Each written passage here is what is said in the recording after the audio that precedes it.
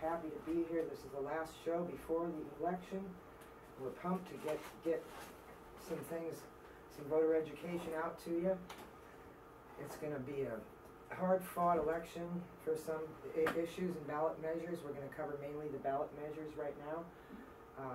Now the Democratic Party isn't on board with us. Now this is San Francisco Liberal, so this is the name of the show, and so the implications are that are correct, that the Democratic Party has to move back to the left, where everybody else is, because I don't think that everyone's agreeing with.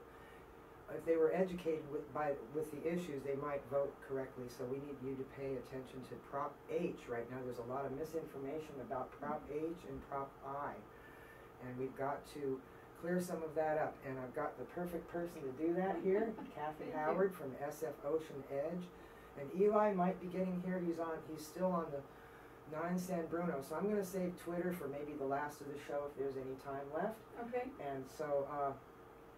I don't know how long you can stay, but so let's start out with clearing up the misconceptions about Prop H and Prop I. Okay, and well, show them the. I will. First of all, I have to use this opportunity to show you our beautiful poster. To save Golden Gate Park, yes on H and no on I. And this you can get through our website, www.sfoceanedge.org. You can download it or you can contact us and we'll get you a poster. Lovely. So Proposition H is basically a very simple proposition. What it does is it says that west of 19th Avenue or Crossover Drive in Golden Gate Park, you cannot install artificial turf or stadium lighting. And the reason for that is that there is a planned project right now at the Beach Chalet Fields next to Ocean Beach where they want to take out 7 acres of living grass and put in artificial turf and 150,000 watts of stadium lighting on 60-foot poles right next to Ocean Beach. Remove 55 trees. Remove 55 trees, another acre of concrete. These lights will be on until 10 o'clock every night of the year. So when you go down to the beach to watch the sunset, to look at the stars, or sit by the fire rings, there's going to be this glowing dome of light over the city. In fact, people who are technically oriented might want to go online to SlideShare, and there's a report by Travis Longcore, Travis-Longcore, on the negative impact that this lighting will have on the park and on the beach. He is the leading expert on artificial lighting and wildlife, and he wrote a 24-page report outlining the problems. And so, did the Coastal Commission ever read that report? If they did, they didn't refer to it. In fact, they never even discussed lighting. Let's talk about what some of the reasons behind the misinformation. How about Nancy Pelosi, who's running for election? We were very surprised when we got to the Coastal Commission hearing because the Coastal Commission staff had written a report saying that this project was a bad idea and should not be built. And the commissioners disagreed, and we found out that they had gotten letters from Senator Feinstein and Senator Pelosi saying that this is a wonderful project and it should be built. I mean, I can't think of any career politician that would be able to resist that kind of pressure. So they voted against us. We were frankly stunned. Sierra Club was shocked at this. And this was before the news came out a week ago about kids getting lymphoma. I saw it on NBC about kids getting lymphoma from the artificial turf. Yes, NBC News has had an expose for the last week about children who have played on artificial turf for a few years, and in particular goalies, because goalies are down on the ground a lot, and they're breathing this stuff in, and they're always down on the ground. And what happened was the coach had taken one of her students to the hospital for treatment, and while she was waiting, she talked to a nurse and said, "That's funny." The nurse said, we have a few other cases, and they've all been soccer goalies." So that made her start thinking about it, and I think you can go to NBC Network News and you can find out more information about that. Absolutely. Yeah. I think that's a real concern for parents, and it's funny that this would come out, the news would come out so close to the election. Mm-hmm. So it's good that it came out right before the election. I mean, if it would have come out after the election, could it affect the outcome? I don't know if it will or not. Some Could it be a people court just, case? they don't really want to think about it. Well, the Sierra Club is in the courts over this material. Yeah. And I want to say that we have always said that if you're going to use artificial turf, you have to have a different kind of infill than the SBR rubber. There are safer infills. Now for Golden Gate Park, it's inappropriate to have any kind of artificial turf. Well, it's traditionally, Golden Gate Park was designed to be natural habitat for humans and animals. Mm-hmm. So that was over 100 years ago. I mean, remember they had a little railroad tracks to truck with a train cars and to bring mud to the park from the bay so they could plant trees and stuff. I do know that they would gather all of the horse manure because people use horses to get around, and that was brought out to the park and used to help set up all of the topsoil in the park. So the park is a delicate environment, and it's taken all this time to establish it. It has taken a long time. I played in the park when I was a young child. I can't imagine fake grass, and you have to pay to play too, right? Well, the pay to play issue is very interesting because just this morning we went to a demonstration at City Hall regarding the Mission Playground. Yes. And the issue there is that the kids would always go out and just have pickup games. But after artificial turf was put in, all of a sudden it seemed that people were going to have to get permits, so there were all these regulations. And what happened was they kept getting kicked off of their fields. And what I have learned is that this is happening all over the city. Once the artificial turf comes in, then the fields are in great demand and the local people are getting kicked off. So what they did was that they stood their ground. And this was probably a little bit scary for them against older, larger players.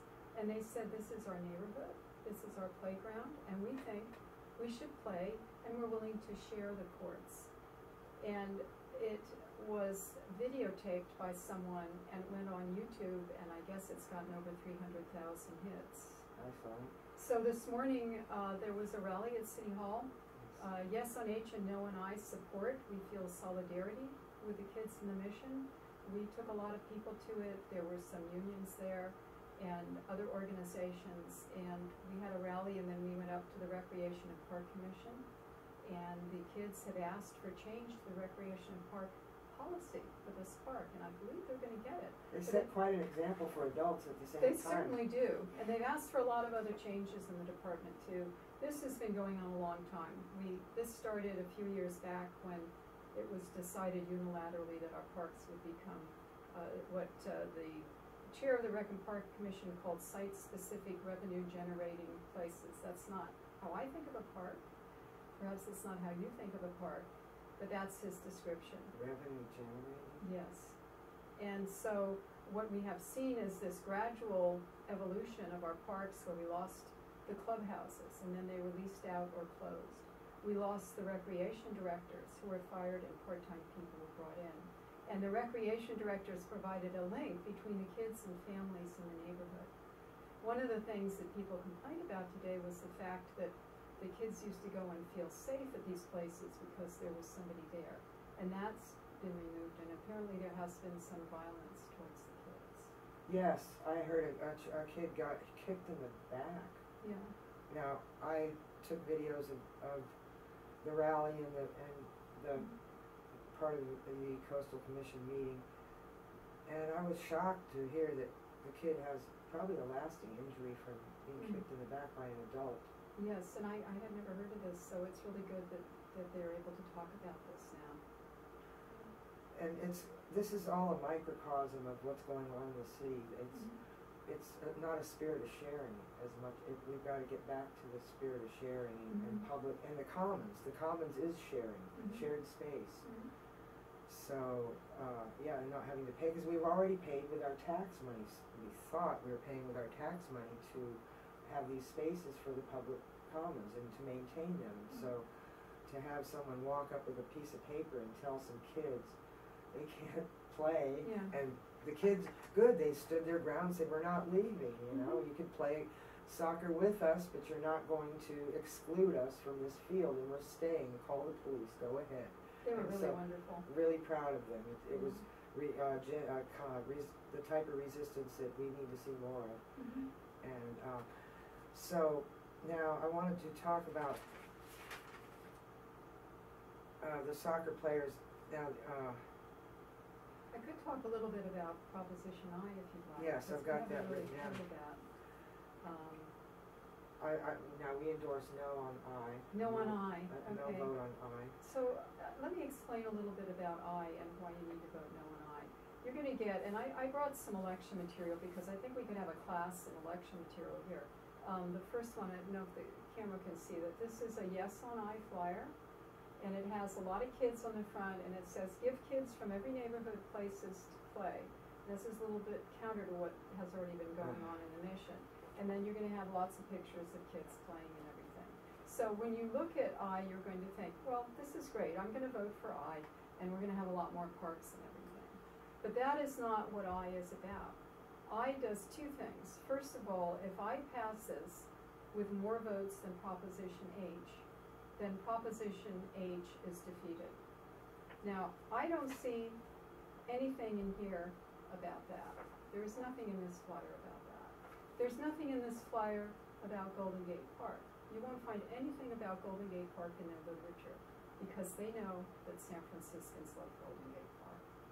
So you're seeing this thing about kids, but this is not what I is about because, as a matter of fact, the Rec and Park Department can already do everything that's in this flyer. They can renovate fields. They can have more kids come in and play. What I says is not only will it defeat H, but it has a second part, which is that, and this it's a little complicated, and I think it's intentionally so.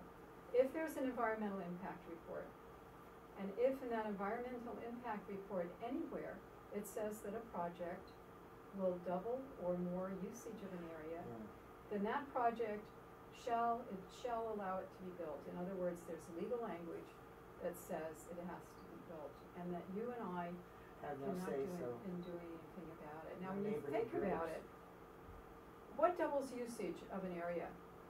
Playing field, playground, or walking trail. Commercial uses really double usage of an area. So, for example, along the waterfront, we had that Peter Pan tent. I don't know if you remember that. They put up a big tent on a park along the waterfront, along the Embarcadero, and they had a show in it for 6 months or a year. People lost their park to this tent. And Rec and Park made a lot of money, and sure, they probably brought in a lot more people than someone sitting on the grass, but that's not what our parks are for. So if you have something that says you can double use, you have to look at what doubles use: commercialization and privatization double use. And that's what's being snuck through. In fact, I'm not an attorney. Let's stop on. Yeah. Commercialization and privatization double use. Well, sure. If you bring in a tent and you bring in 300 or 400 people a night, that's more people than are going to just come to sit on the grass or play with their dog or whatever. So it can be contrived to increase the usage by having these events just to privatize the area. You can use that. Now, the trick is that environmental impact reports, I don't know if I've read one or two, they're thousands of pages long. Somewhere in a footnote in that report could be there's a study that if we put a tent here, it'll double the use. You're not going to even see that information. You're not even going to think about it. And that is it. I mean, it even leaves the commission out of it. I'm going to read you something. Former Judge Quentin Kopp, he was also a Superior Court judge, a state senator, and a supervisor. So I'm telling you what he did because I'm not an attorney, but I think he might know the law. And what he wrote in the West Side Observer was that Proposition I arguably denies the Rec and Park Commission discretion to consider other policies before approving a project. It clearly limits the powers of citizens and the Board of Supervisors, and perhaps prohibits future voter initiatives on the subject matter. So what he is saying is that it's the department. The legislation says the department has determined usage will double. You don't even get to go before the commission, which is not usually very friendly, but still, it is put in place to control the department. But that's written out of this. And the last thing he says, Proposition I is a trick. I do not like politician tricks. I'm voting yes on H and no on I. I trust Clinton Cobb. And this, the other thing people don't realize is that I is every single park in the city. Any park, it applies to all our parks. City and and federal, not the federal. No, just the city parks, yeah. Oh, that's just. And so, of course, I hope people will vote yes on H, but even if people want to vote no on H, I mean, if they want to pave over Golden Gate Park or whatever. Please, no on I, right? But Are please you more vote against no on I. I? You have to vote no on I, or we are going to lose control over all of our neighborhood parks. It's very serious. Sounds very Yeah. serious. Ugh, dreadful. I've got the Democratic Party endorsements, and they've got no on H and yes on I. Well, the Democratic Party that's the DCCC, the Democratic County Central Committee, yeah. I believe they were wrong on the waterfront initiatives also, and they've kind of lost their way a little bit. However, we have over 60 organizations supporting us. We have many Democratic clubs. We have the Sierra Club, the Bay Area chapter, and we're accused of being NIMBYs. The Bay Area chapter has like 20,000 members. We have the Audubon Society, has thousands of members.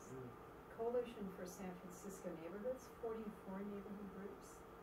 We have a bunch of Democratic clubs, and we have soccer parents and coaches for Grass and Golden Gate Park. And we also have a coalition of retired San Francisco rec and park gardeners, and they are all yes on H and no on I.